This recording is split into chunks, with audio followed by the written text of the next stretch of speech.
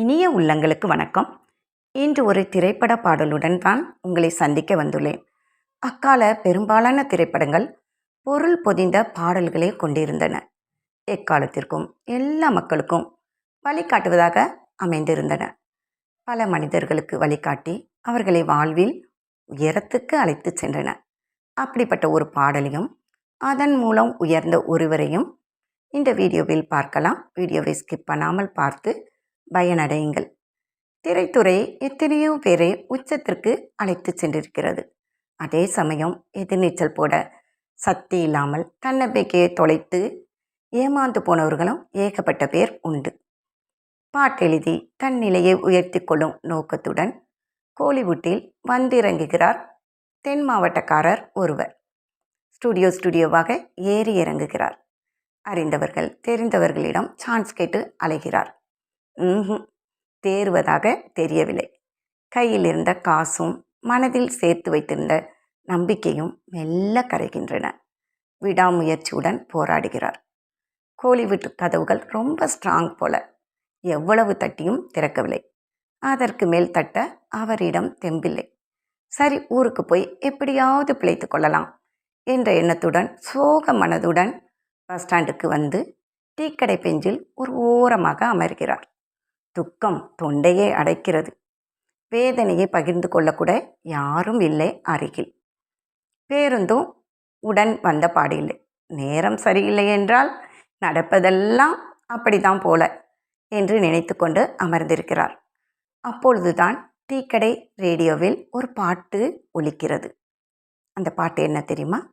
மயக்கமா கலக்கமா, மனதிலே குழப்பமா, வாழ்க்கையில் நடுக்கமா.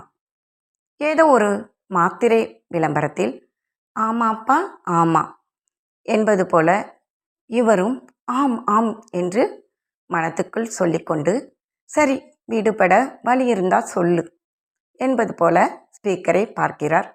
அது சொல்கிறது, வாழ்க்கை என்றால் 1000 இருக்கும், வாசல் தோறும் வேதனை இருக்கும். உடனே அவர் நினைக்கிறார், அதான் நிறையா இருக்கே, அதனால் தானே இந்த பாடு. போக்க வழி என்ன? அவர் மனது கேட்க ஸ்பீக்கர் பதில் சொல்கிறது, வந்த துன்பம் எதுவென்றாலும் பாடி நின்றால் ஓடுவதில்லை. உடனே அவர் நினைக்கிறார், அது எங்கே ஓடுது? நம்மளை தானே ஓட விடுது. நானும் ஓடுறதுக்கு தானே உட்காந்துருக்கேன். என்ன ஓடுற தூரத்தில் ஊர் இல்லாததால் பஸ் ஏறி ஓட போகிறேன் என்று அவர் நினைக்கும் போதே அடுத்த வரி வந்து விழுகிறது. எதையும் தாங்கும் இதயம் இருந்தால் இறுதி வரைக்கும் அமைதி இருக்கும். உடனே அவர் நினைக்கிறார், எனக்கு தாங்கிக்கிற மனசு இல்லைங்கிறியா? இன்னும் ஸ்ட்ராங்காக இருக்க சொல்கிறியா? ஊருக்கு போகவா வேண்டாமா? குழப்பிட்டியே என்று அவர் உள்ளுக்குள் புலம்புகிறார். அடுத்த வரி, ஏழை மனதை மாளிகை ஆக்கி இரவும் பகலும் காவியம் பாடு. உடனே அவர் நினைக்கிறார், காவியம் பாடத்தானே சாமி வந்தேன், ஒருத்தரும் பாட சொல்லி கூப்பிடலையே. என் மனசை மாளிகை ஆக்கத்தானே பாடுபடுகிறேன். சரி, மற்றதை முழுசாக சொல்லிவிடு என்கிறார். அடுத்த வரி காதில் ஒலிக்கிறது, நாளை பொழுதை இறைவனுக்கு அளித்து நடக்கும் வாழ்வில் அமைதியை தேடு. உடனே அவர் மனதுக்குள் நினைக்கிறார், அப்போ நாளைக்கும் முயற்சியை தொடர சொல்கிறியா? கையில் காசு குறைஞ்சு போச்சே, நீ சொல்கிறத பார்த்தா ஊருக்கு போகாதேன்னு சொல்கிற மாதிரியே இருக்கே. அடுத்த வரியும் அவர் காதில் விழுகிறது, உனக்கும் கீழே உள்ளவர் கோடி, நினைத்து பார்த்து நிம்மதி நாடு. உடனே அவர் நினைக்கிறார், நீ சொல்கிறது நிஜம்தான். என்னை போல சென்னையை தொட முடியாதவர்கள் கூட நிறைய பேர் உண்டு தான். சொல்லிட்டேல்ல, மறுபடியும் ஒரு ரவுண்டு இறங்கி பார்க்கிறேன் சொல்லிவிட்டு நம் நாயகர் மீண்டும் அறைக்கு திரும்பி முயற்சியில் இறங்குகிறார். என்ன ஆச்சரியம், திறக்காத கதவெல்லாம் அவருக்கு திறக்கின்றது. மெல்ல புகழ் ஏனி அவரை உயரத்துக்கு கொண்டு செல்கிறது. அப்படி உயர்ந்தவர் யார் என்று கெஸ் பண்ணிட்டீங்களா? அவர் வேறு யாரும் இல்லை, நம் கவிஞர் வாலி அவர்கள்தான். அவரே ஒரு பேட்டியில் சொல்கிறார், அந்த ஒரு பாடல்தான் என் வாழ்க்கையை திசை திருப்பியது. கீதை, குரான், பைபிள் மற்றும் பல வேத நூல்கள் சொல்லாததை இந்த ஒரு பாடல் விளக்கியதாக உணர்ந்தேன், உழைத்தேன், உயர்ந்தேன். அது மட்டுமல்ல, நிறைவாக பாட்டு எப்படி எழுதுவது என்பதையும் நான் கற்றுக்கொண்டேன் என்கிறார்.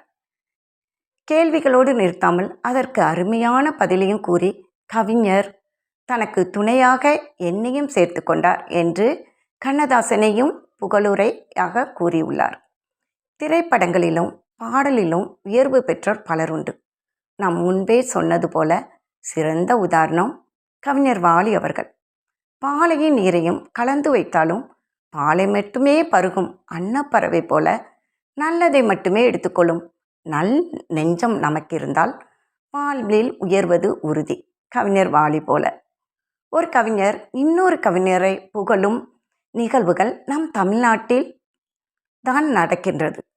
1962ஆம் ஆண்டு வெளியான சுமை தாங்கி பாடலை தான் நாம் இப்போது பார்த்தோம். பாடல் 63 ஆண்டுகளை கடந்துவிட்டது. இன்னும் எத்தனை 63 ஆண்டுகளை தாண்டினாலும் இந்த பாடலுக்கு அழிவில்லை. கண்ணதாசனுக்கும் வாலிக்கும் அழிவே இல்லை.